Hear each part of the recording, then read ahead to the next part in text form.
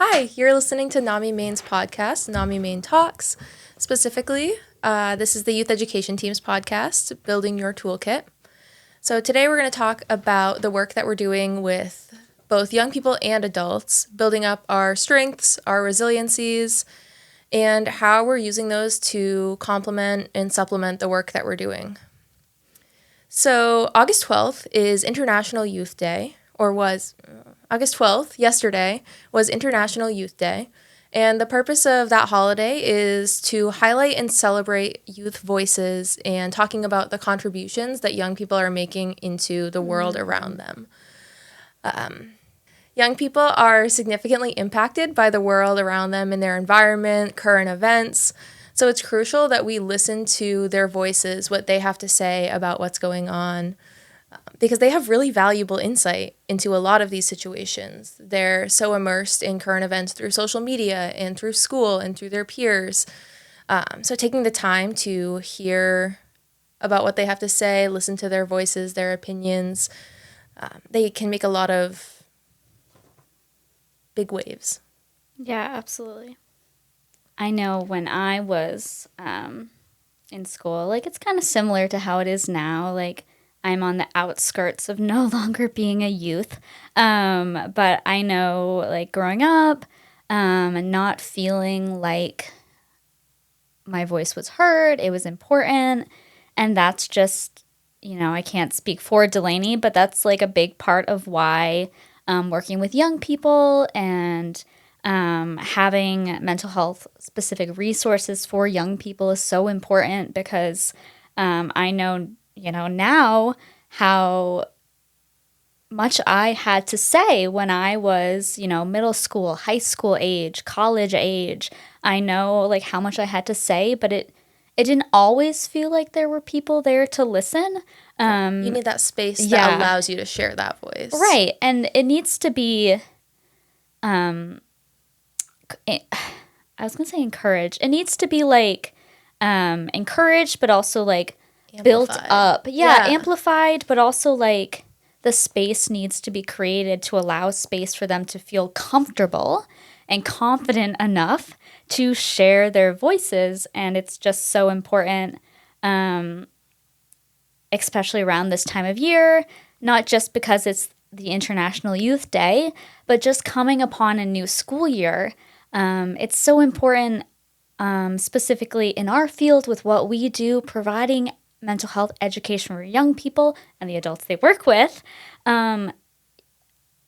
having their voices as a part of the conversation about what they want to learn, what they feel like they already know with just how much information is out there, but also what information is lacking can be so key to creating content, presentations, fun events.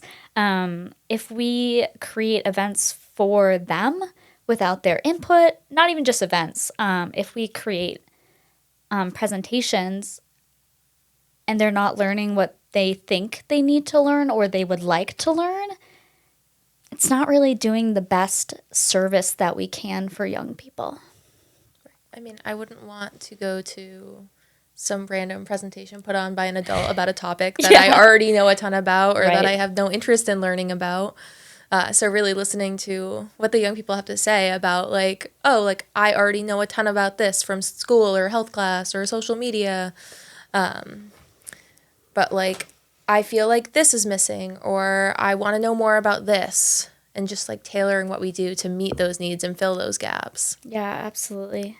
And that's why on our team, the youth education team at NAMI Maine, that's why this past spring, I'm like, what semester was that? Right before the school year ended, we tried to get into a few different schools in Maine. It was mostly central and southern Maine area.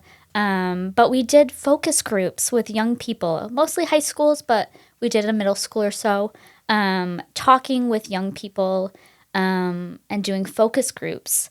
They play an integral role in shaping our presentations, specifically in youth ed. And it tailors the resources. We'll go into this a little more, but we give out resources, as you know, at all of our events. And all of our presentations, wherever you find NAMI Maine, we have youth-based resources and young people and what they feel like they could use more support in, what they don't know anything about. That is what caters our or curates our content, what they feel like they need. And we need more of that. We're constantly improving and working to get more youth voices into our team. But that's why we did focus groups. This was our second time go around as a team, Delaney and I's first time as being a part of the department doing focus groups. But yeah, at the youth education team at NAMI Maine, we did focus groups the end of 23-24 school year, getting back to that. We led 4 of them at middle school and high schools, like I said, in central southern-ish Maine area. And we got a small little abbreviated picture of what Maine students are hoping to learn and what they feel like is missing in the conversation around mental health. What did you take away from some of the focus groups you helped run, Delaney? Yeah. So like Deanna mentioned, we talked about what students are already learning, what's missing from that, but we also talked about what the culture is like within the school and communities that they exist in. And so a big piece for me was hearing the young people talk about how their friends are talking about mental health, how the adults in their life are talking about mental health, and just hearing the vastly varying stories and experiences of the young people when it comes to conversations about mental health, how mental health is portrayed in the media, portrayed at school, how language is used to talk about mental health. Yeah. That was really big and impactful for me. Yeah. I know. I feel like, just having the opportunity to create a space for young people to,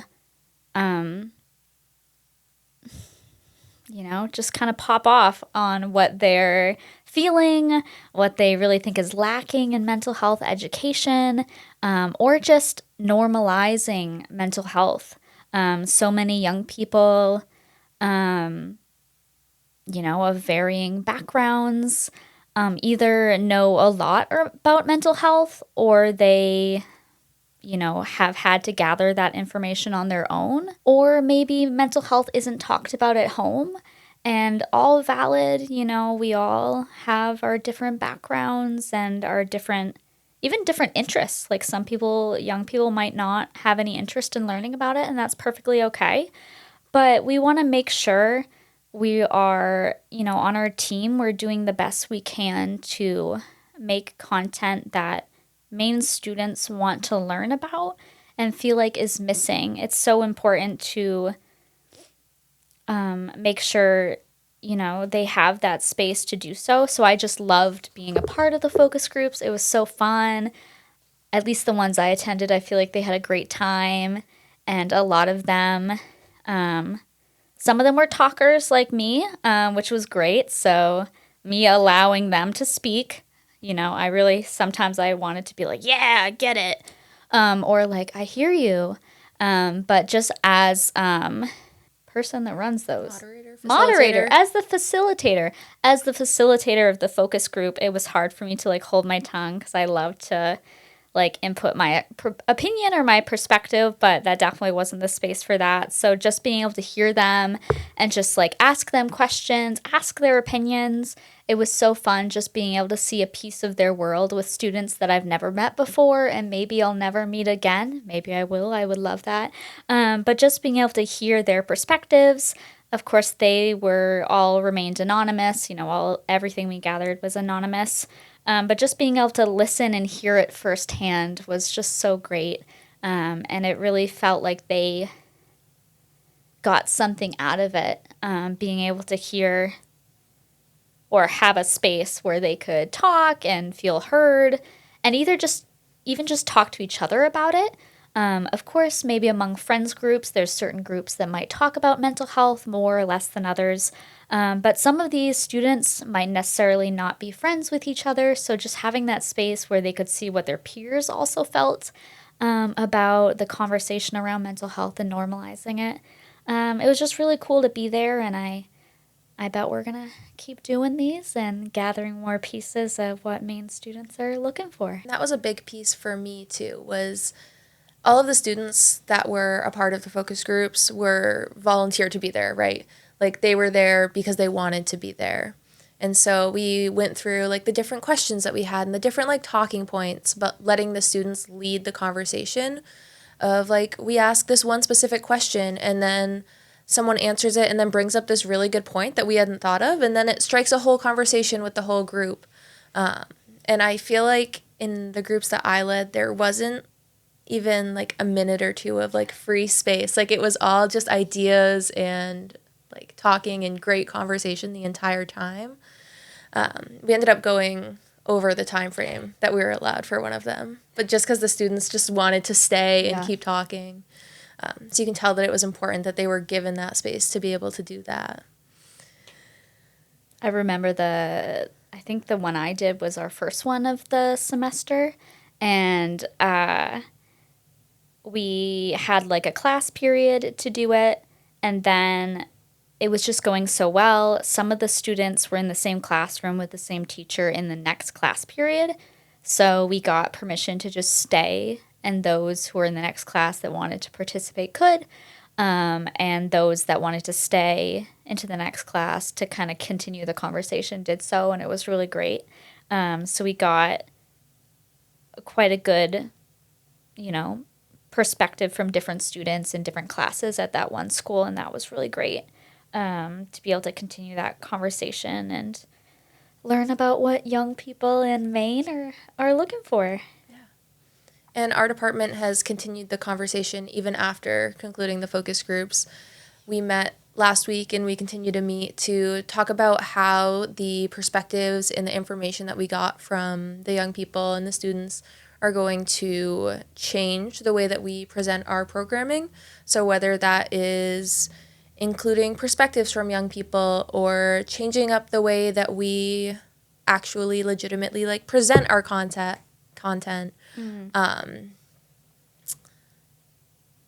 Also our language. Yeah. Like using, of course, language that we've always used, but seeing where those little interchangeable ways of explaining, for example, what mental health is and what a mental health challenge means specifically for a young person, just adding in a little bit of their language or like quotes that we gathered as a way to kind of personalize the conversation for them.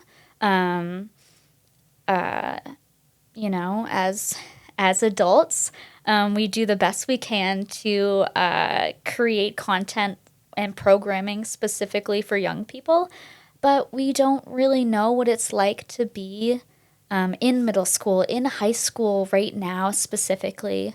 We have different experiences and challenges than they had. They are going through some stuff that some of us couldn't even imagine what it was like to go through school while it's happening.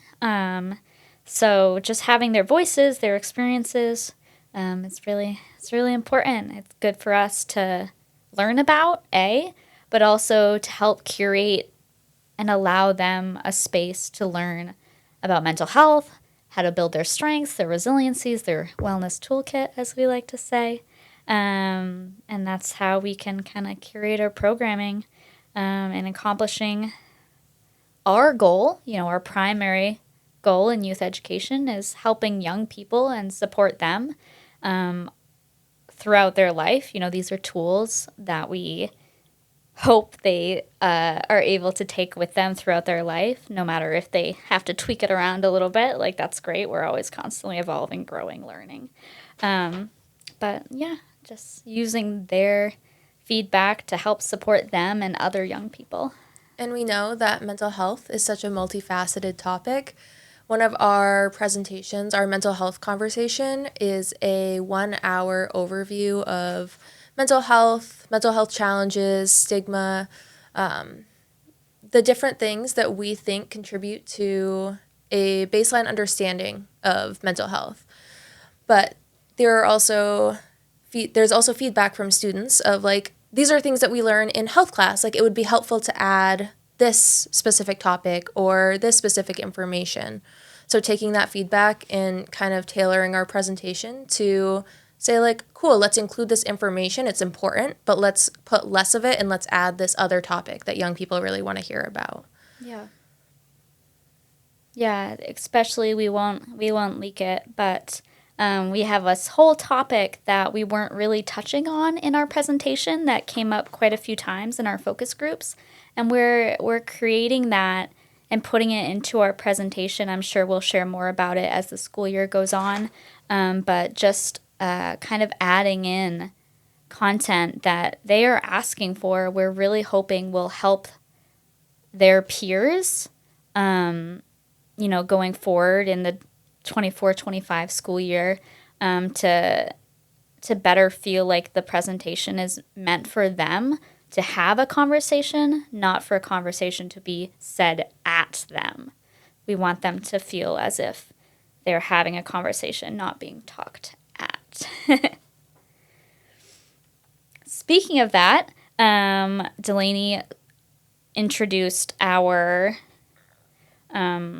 not our primary program, but a big one that we do quite often, our mental health conversations. Something else that we do when we have that conversation, like we talk about mental health challenges, building up strengths, resiliencies, we also talk about resources. A big one that we talk about is community-based resources. It's so important to talk about what resources are available for them, young people, outside of school. It's great to know what they have in school. We, of course, talk about that. It varies by school, but overall, a lot of schools have similar types of resources. But in their community, it's so important to know what they have available to them as young people. So something we do have, and we'll have it attached to this podcast down in the description, we have a mental health app sheet that is geared towards our youth. So resources that are available to them in app form. A lot of them are free or at least have free versions. I like to preface that some of them are paid, but most of them have, or all of them should have free resources available. We also have, I think I messed that sentence up. So we've got our youth mental health app sheet attached below. But during our presentations, we, of course, bring that forward. That's a great resource. Almost everyone has a phone or a tablet or a computer they can get onto and use those.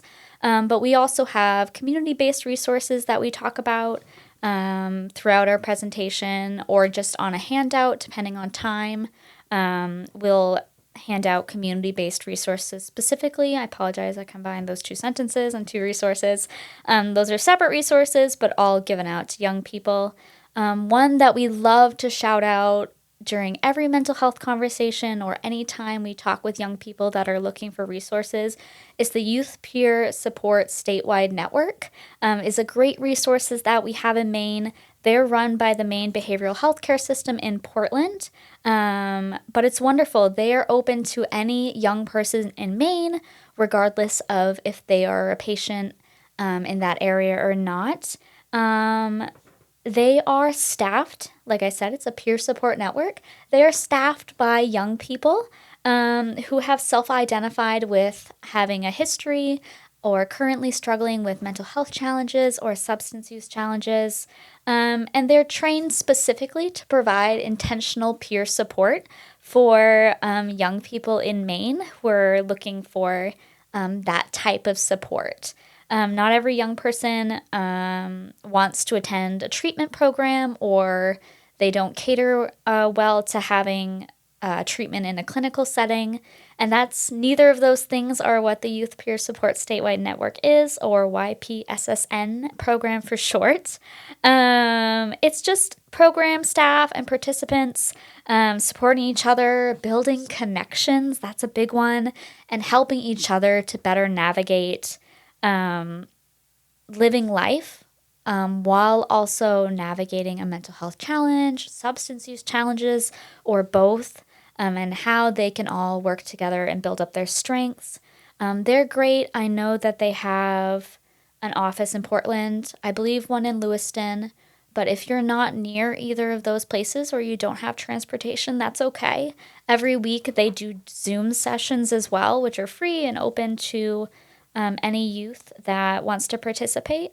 The only thing with them, you do have to put in a referral, but you can self-refer at no cost, or you can have an adult put in that referral for you, but it has to be with your consent. So you have to be interested in joining this community. They're great. They're a good support. We like talking about them. So around this International Youth Day, take care of yourself. And if you feel like you're missing that community before school starts, feel free to reach out to them. I'm sure they'd love to have you, and we'll want to help you navigate the new school year when that gets started, or just the end of summer blues. We had talked about how young people face challenges that are unique to this generation and to this specific period of time that we're living through. So it's important to have resources that reflect that, and resources that are targeted specifically at supporting young people. One of those resources that we offer is the NAMI Maine Teen Tech Support Line. And that's a free and confidential resource for young people ages 13 to 23 who are going through a rough period of time with their mental health. Yeah. It's not a crisis line, but it can support in other situations. So maybe you had an argument with a friend or a parent, or something really stressful or frustrating is going on, and you just don't know who to turn to, or don't really want to talk to the support system that you have about it. It's a great resource because it's run by individuals who are similar aged. So it's run by people who are ages 18 to 24. So they share some of that similar age range, similar lived experience. And it's available after school hours, so during the week, 2 p.m. to 10 p.m., and on the weekend, from noon to 10 p.m. That line is available by texting 207-515-8398, and we'll attach that below too and make that pop up. But it's important to recognize that this phone number does not allow international texts. So being mindful of that if you have an international phone number. And I will add, this is a mental health support line. It's not a crisis text line. Of course, if you do text them and you're in crisis, they're not going to turn you away. But they are going to get you to the appropriate resources to support you through that. So it's more of if you're just having, a really tough time with your mental health, having a tough day, having a tough week, but not necessarily kind of, having the worst time. So just kind of having a tough day, they'll provide mental health support. But if you need more support than they can provide, they'll get you to the people that are able to help. But I always like to tell young people during presentations when I talk about this resource, not that we want to think about tough things, but think of the last time you had a fight with your friend and you really didn't have anyone else to turn to. They're those resources for you if you really feel like you need someone to reach out to, but you don't really want to talk to your parents or your guardians. Maybe it's 9 p.m. and they're actually in bed for the night and you don't want to bug them, but you really just need a little extra support. That's what they're there for. And they've been through life's ups and downs just like the rest of us, and they're just had similar experiences. And I know growing up, I wish I'd known about this. It would have been really great to have some additional resources when I didn't feel like I had a great support community around me, specifically my own age. It would have been really great to have this. So I'm glad it's an available resource now that I get to tell all of you about. And yeah. Yeah. So those are that's one of our in the moment resources, but we also offer the presentations like we had talked about. So our mental health conversation being the 1 hour presentation where we go into a school, a community partner or event, and talk about that general overview of mental health, talk about the topics that we hear about most often when we think about or talk about mental health challenges, providing those resources that are available within the community, within the state. And anything else for that? Yeah, I mean we've kind of gone over the mental health conversations. It's about having conversation around mental health, learning about it. We've been integrating what young people would like to learn about in that presentation in particular, and the resources that go along with it. We've been updating as well. Yeah, those are that's our great one really for young people, either at school or in the community at different organizations that are for youth.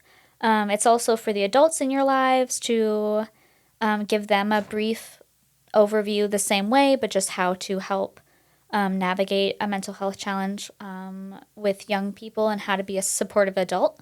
And when we talk about being a supportive adult and the connection between adults and young people, that ties us into one of our other programs, which is called Sources of Strength. That's one that I know we've talked about on this podcast in the past, definitely the last one we did, but also more of them. And that program focuses on building connections between young people and adults in the community.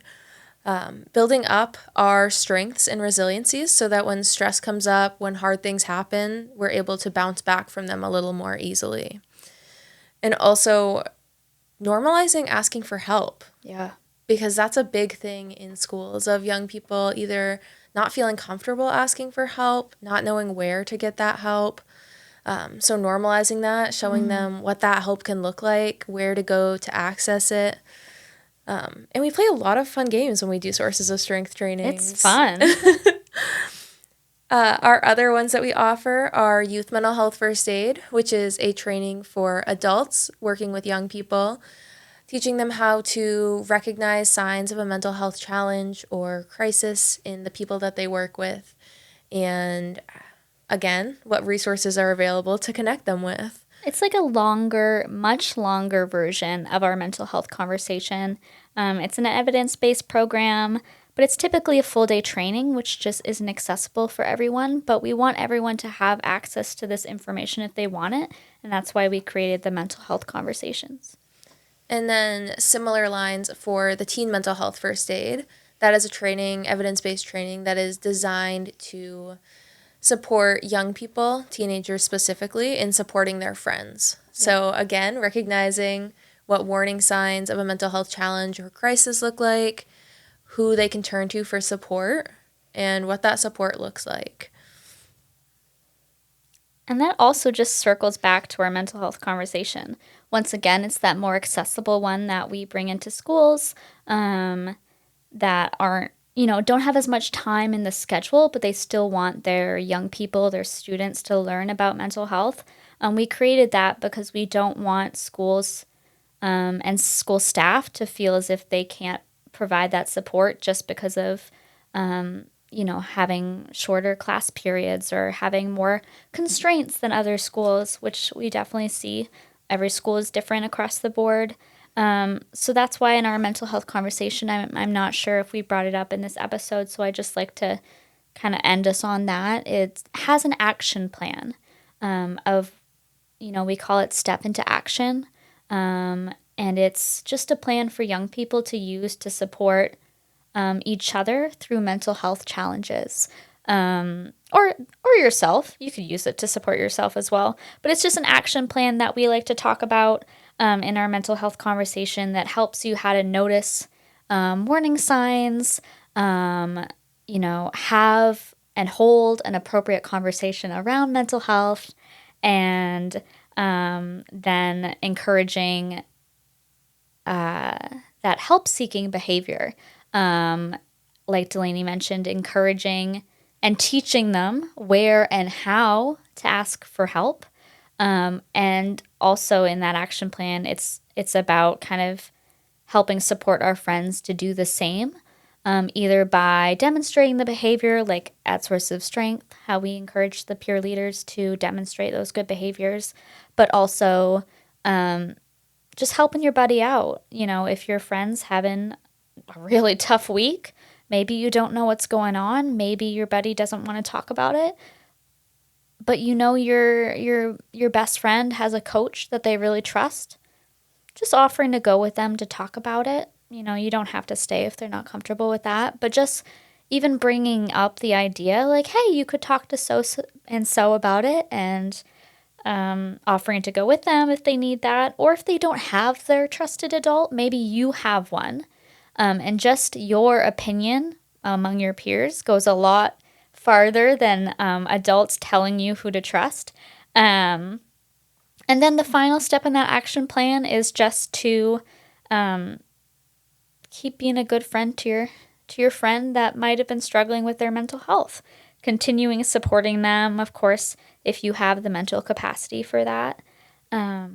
Because, you know, on this International Youth Day, you, as young people, know so much more about mental health than previous generations have, but you're just lacking with what resources are available to you. And that's why we create the content that we have, and that's why we're a program here at NAMI Maine, because it's so important for young people to know what resources are available and what to do with said resources. And that's why we have all these programs and content, and that's why we want to hear your opinion and what you want to learn and what you got going on. Yeah. You cool if I jump in Yeah, and sure wrap am. it up? Yeah. Okay. Do you have anything else that you wanted to Nope. say, or were you just... I was going. Okay. We just spent this episode talking about highlighting youth voice, and we want to continue that even after this episode is over. So if you heard about any of these trainings and you're interested in bringing them to your school, but you're not sure exactly how to do that or who to reach out to, you can reach out to our email, which is ymhfa@namimaine.org, and we'll also have that in the description. But reach out to us if you're a student at a school, a teacher, an adult. We can bring these family trainings. member. Yeah, a family member. We can bring these trainings to your community, to your school. Even if you're not sure of the process of how to do that, reach out and we can help you do that. If you want this information at your school or in your community, we will partner with you to help that happen. We will attend meetings. We will talk to whoever needs to be talked to at school. We'll try to help get resources to the school that you feel as if a school could benefit from. We hope you either took away a new skill or a new resource from this podcast episode. If you enjoyed it, please like and share, and make sure that you follow NAMI Maine Talks wherever you access your podcast so that you can continue to follow along. Thank you. We appreciate you.